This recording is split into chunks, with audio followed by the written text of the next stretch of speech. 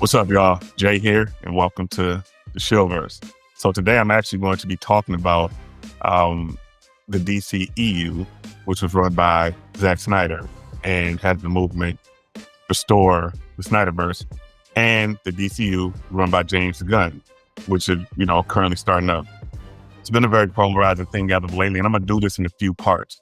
But with the possibility of Netflix and other conglomerates trying to obtain Warner Brothers and the DC property. And this has been a talk for a while. Like I said, Restore the Snyder Verse has been such a big thing. I wanted to dive into this and give my perspective on it as to why I think it is pointless to restore the Snyder Verse, but how they could possibly correct it. And like, so I'm gonna do this in parts, and what I'm gonna focus on in the initial part is the reason why I feel people want Zack Snyder back. And then I want to focus on the Superman of the movies. And I'm actually going to start with the Superman of the movies. So jumping right into it, we have Henry Cavill, who was a great Superman. Honestly, outside of Christopher Reeves, who is the GOAT to me, this is my second favorite Superman, point blank period. Man of Steel came out in 2013 off of the heels of Superman Returns, which starred Brandon Routh and, was directed by Bryan Singer, which really did nothing. I don't think that was a Superman that really had its legs under it for various reasons. So we had a 5-year gap off of a Superman that really didn't build any universe and just had the one movie that was that, and it was really not good whatsoever. This Superman, directed by Zack Snyder, was great. This is in my top 2 Superman movies of all time, period. Henry Cavill looked the role. Everything was really great about this. And hey, I think it hooked us all, honestly. And I think this is the movie from the Snyderverse that hooks everybody into wanting the Snyderverse back. Here's the thing, though. Let's jump right into why, with Henry Cavill, I don't think it's a good idea to bring Henry Cavill back. Henry Cavill is 43 years old at this point. Okay, it's been 12 years since Man of Steel, and we still never got a proper Man of Steel 2. If they were to tear down the DCU under James Gunn, let's say you give it 3 years for them to get everything together and whatnot, and let's be honest, realistically, it's probably 5, right? It's going to be close to 50. And how many movies can he do? What storylines do you tell? What, where do you go? It won't be the same. It won't be a proper follow-up to Man of Steel, which is what I think people are looking for. Also, he's a sought-after actor. He has Warhammer for, I think, 4,000 coming up with Netflix, things of that nature. I don't think it's a good idea just from that facet alone. And it's very unfortunate because the fact that Zack Snyder, as a director, was not able to pull this together. He had perfect setup. He had the Justice League. We're going to get into them in a second. But back to Henry, it just doesn't make any sense, right? Versus you have Superman 2025. Now, if you look at this picture of Superman, one big thing was his costume. I love the texture of it, how it's form-fitting, things of that nature, but people had a big problem with his costume and the overall tone of Man of Steel being very muted in colors. Also, when it first came out, they said the characterization of Superman wasn't correct. He was dark, he was brooding, he was whiny, he was moaning, he was very emo. We really are victims of the moment. We forget when that movie came out how much people disliked this iteration of Superman at first. His characterization, they were hoping for a brighter, more, Boy Scoutish, saving people instead of destroying a whole city and killing people version of Superman. Along comes James Gunn's Superman.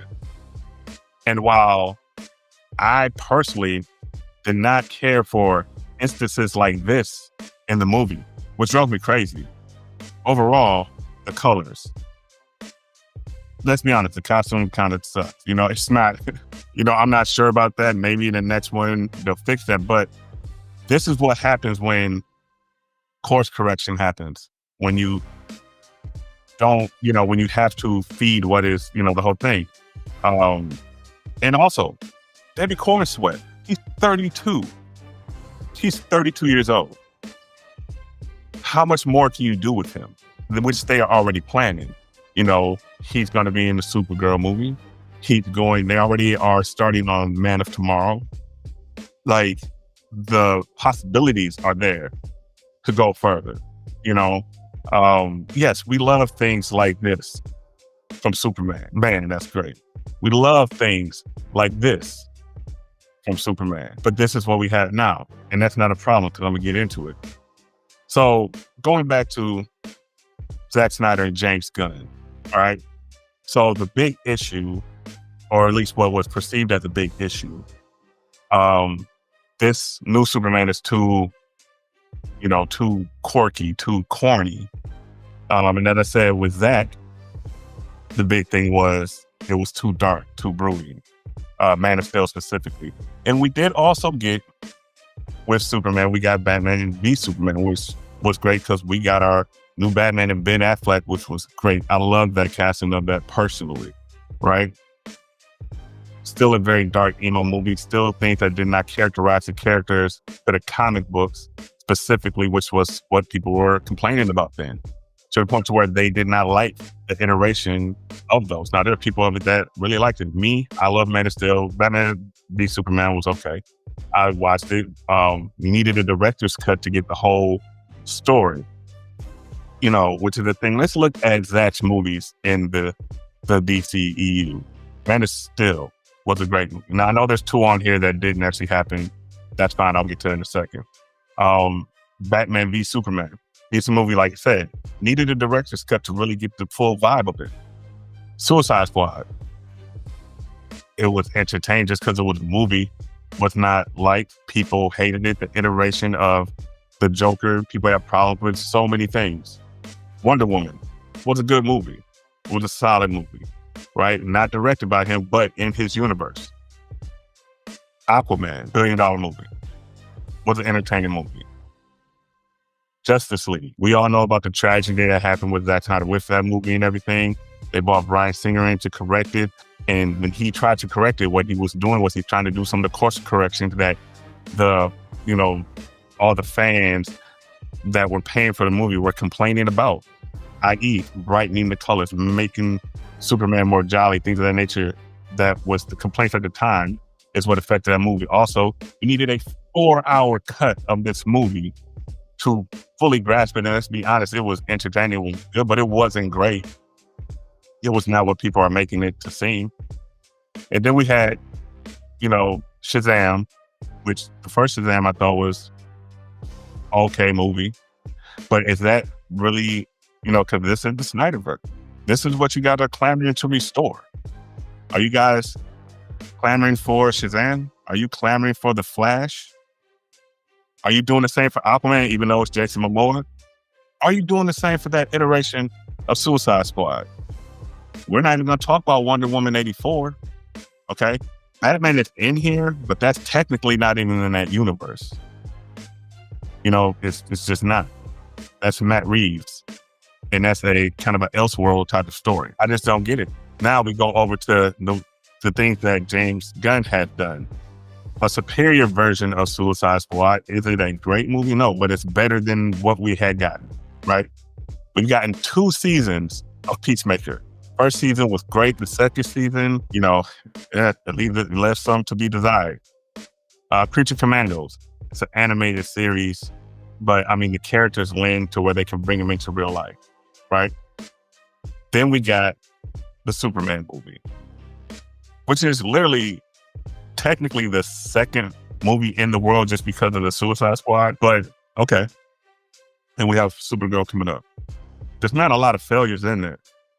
As far as the movies go, Suicide Squad was superior to the original, which had even bigger stars in it. And Superman, well, we know where we're at with that now currently. So I don't understand it. But this is what I think. I'm going to let you know what I think with this.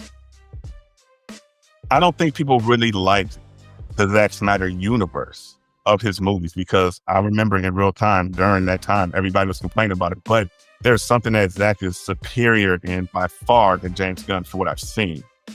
And that is his action sequences, his visuals. They're far better. Now, I will say, James gave us this thing, which I thought was pretty dope. That was pretty, yeah. But also, that kind of lands to another thing, get off course for a second.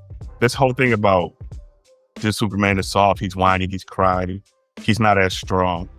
I remember watching Man of Steel. That characterization of a Man of Steel who killed people, let people be killed, was very emo and emotional at times. A lack of any type of hope whatsoever. And people talk about, oh, this Superman gets beat up. Superman was getting his ass whooped in Man of Steel. Oh, I remember what Fedora did to him. And what I feel was kind of that iteration of almost like a Ultraman that we got a new one. Superman was getting his ass whipped. Now, did he eventually overcome Zod? Yes. I mean, the hero will eventually overcome them. But we're not going to act like Superman just went there with destroying things, because he wasn't. This Superman had to fight the engineer and Ultraman, who was a clone of himself, who is clearly going to become Bizarro, more than likely. And, because we've seen Superman bleed, I guess, is the thing. Okay. We've seen Superman get hit by the sun. We've seen the Superman in the Man of Steel and Batman v Superman have to do the exact same thing. So I don't understand your complaints with that. But besides that, the ultimate thing here is Zack Snyder's visuals are superior to James Gunn's, right? But James Gunn world building is superior to Zack's. Zack had all of those movies, all of those characters, and various iterations of various movies for his universe, which started with Man of Steel, which was up here, and just declined.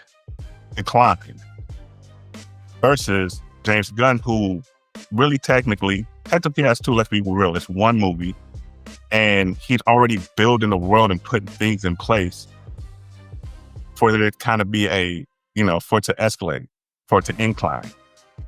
And people, just because it's not exactly like Zack Snyder's, are trying to pan it.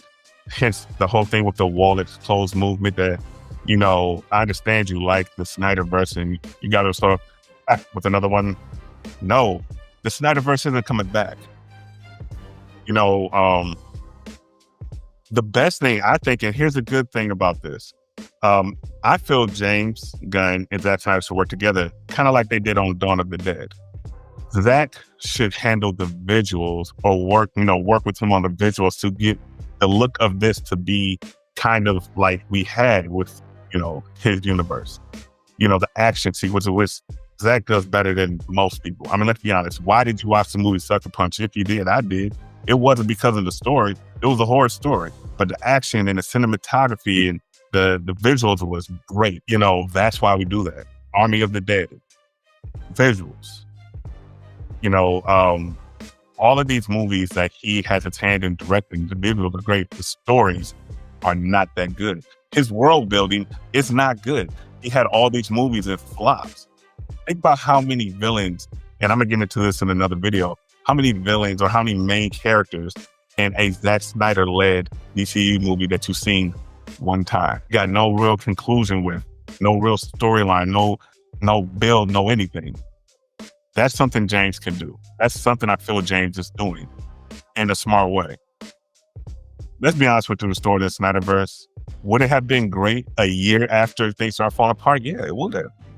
At this point, it makes no sense. If you get the Snyderverse, it's not going to be what you're expecting it to be. But also, if a company like Netflix buys WB, they lose so much money trying to rebuild this verse than just building off of the Gunverse. It's not going to happen. I'm sorry while it's closed, but that's why I did not come up with this. But that's why we run with Gunn. Because this universe has a lot of potential. And in the next video, I'm going to speak on why it has potential. And then I'm also going to speak on why the SnyderVerse ultimately failed, I feel, outside of those things, but characterization, character by character and whatnot. And we can look at the financial growth and decline and all those things that people want to jump on. Because the one thing about James Gunn is he is coming off of making this Superman off of the heels of the Restore the Snyderverse and people wanting to pan it before it came out. People wanted to crush the box office so they didn't have a chance. And it still was profitable. It may not have been $1 billion movie. I don't care if this movie made $1,000 in profit. Guess what? Coming off of the heels of the Snyderverse, Restore the Snyderverse, you have the wall is closed, then you have people just hating everything that does not have to do with Snyder. It was still profitable. Imagine what he would have done without that. Because that's what Zack Snyder had. ManOfSteel didn't have a movement against it at all. So he had free reign to kind of go. And any movement against it came after this product came out. So, but hey, that's part 1 of my Shillverse episode, talking about the Snyderverse. Oh, over here. Talking about the Snyderverse and the James Gunn DCU. And again, like I said, over here on this side of the Shillverse, at least for now, until he destroys it, I don't think he has. We run with Gunn.